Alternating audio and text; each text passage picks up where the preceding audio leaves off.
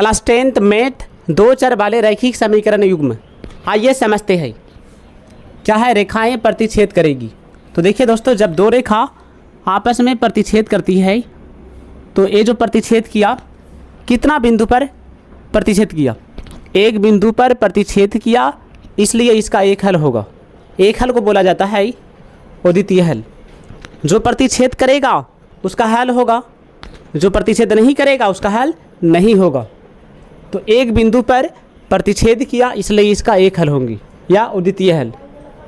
इसका सूत्र होता है a1/a2 not equal to b1/b2, यानी जो यहाँ जो है एक दूसरे के बराबर नहीं होगा।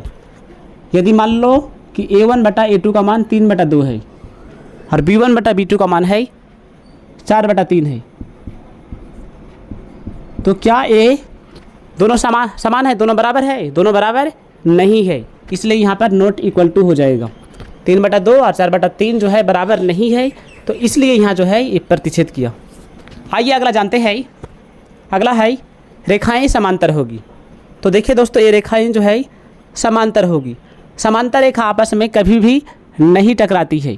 तो जो रेखा आपस में टकराएगी नहीं तो उसका हल नहीं होगा। तो देखो ये कहीं पर टकराया नहीं है ना, तो रेखाएं समांतर होगी और इसका कोई हल नहीं होंगी। इसका सूत्र होता है a1/a2 बराबर b1/b2 not equal to c1/c2, यानी जो है ये दोनों बराबर होगा, तीसरा बराबर नहीं होगा। अगला है रेखाएं समपाती होगी। समपाती का मतलब होता है एक रेखा को ऊपर में बहुत सारा रेखा, जैसे मान लीजिए दोस्तों ये रेखा है इस तरह, इसका ऊपर में बहुत सारा रेखा है। तो जब बहुत सारा रेखा है यहाँ पर, तो इसका मतलब क्या हुआ, यानी कि अनंत बिंदु पर रेखा जो है टकराया है, प्रतिच्छेद किया है। तो जब बहुत सारा बिंदु पर रेखाएं प्रतिच्छेद करेगी तो इसका बहुत हल होगा, यानी कि अपरिमित रूप से इसका अनेक हल होंगी।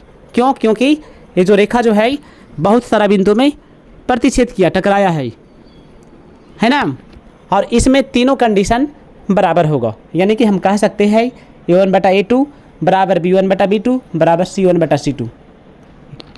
कहने का मतलब यहाँ भी 1/2, यहाँ भी 1/2 और यहाँ भी 1/2, यानी सभी जगह में यदि समान आए तो हम बोल सकते हैं रेखाएं समपाती होगी।